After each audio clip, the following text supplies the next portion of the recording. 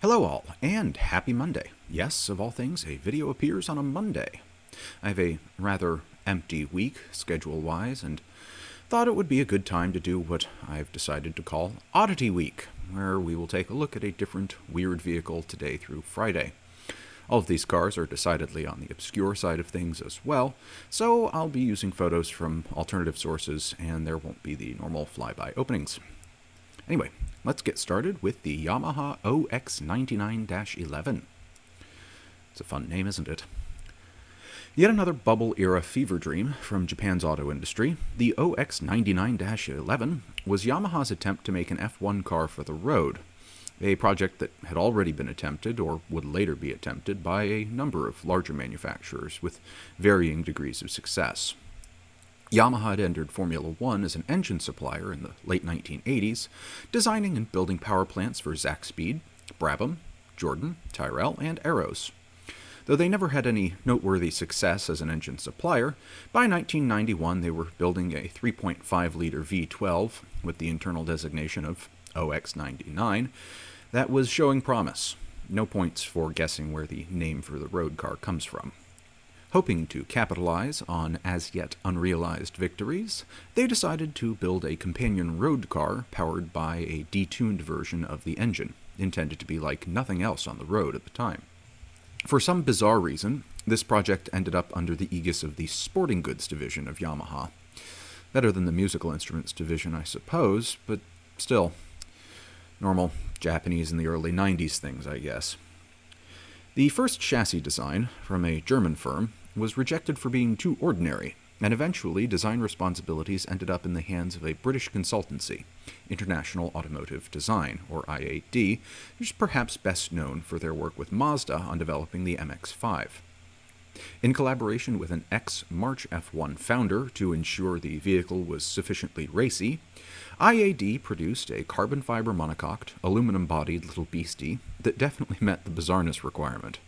Not only, as we can see, was it quite aesthetically odd, the seating arrangements were similarly out of left field, with the driver centrally located, a la the McLaren F1, although that wouldn't be revealed until a year subsequent, and the sole passenger seat placed behind and very slightly offset of the driver, not dissimilar to how one sits as a passenger on a motorcycle, but obviously these are in bucket seats rather than whatever you would call the seating pad of a motorcycle. Not really a bike guy. Cycling, yes, but not motorcycles. Anyway, entry and egress came through a gullwing-ish door, but hinged on one side of the chassis and lifting really the entire roof and sill up to provide access to a cabin that was sufficiently Spartan to make a contemporaneous Lotus look like Buckingham Palace. As we can see, this was a proper 3-pedal car with a 6-speed gearbox sourced from FF Developments and featuring a limited slip differential. Power arrived from a detuned version of the OX99, serving as a fully stressed chassis member, and put out around 400 horsepower at a screaming 10,000 revolutions per minute, although this was a not insignificant drop from the F1 version's 550 horsepower, which sounded something like this.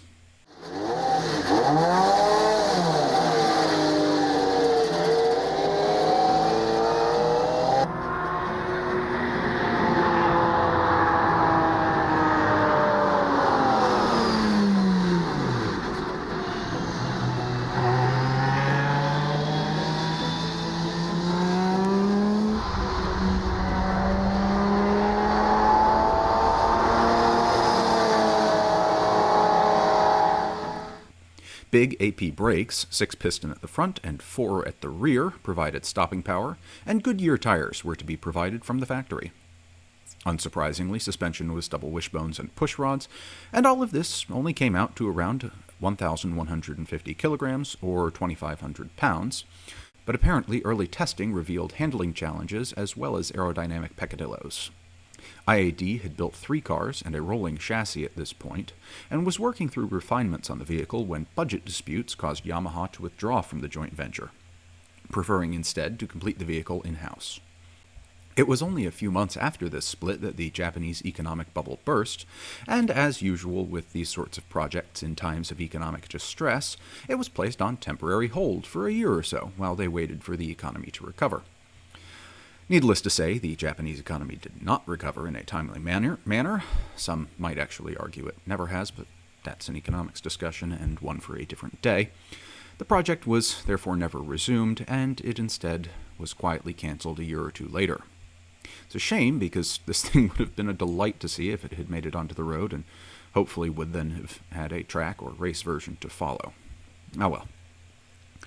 One of the 3 vehicles completed was up for sale in 2019 with an estimate of approximately $1.3 million US, but I can't determine whether it's sold, and if so, how much it's sold for. Any insight would be appreciated, but that does bring us to the end of Oddity Week Video 1. Hope you enjoyed it, and to see you again in tomorrow's video, or for tomorrow's video. If you can actually manage to get into the video, that would be very impressive. Anyway, ciao. Like, comment, subscribe.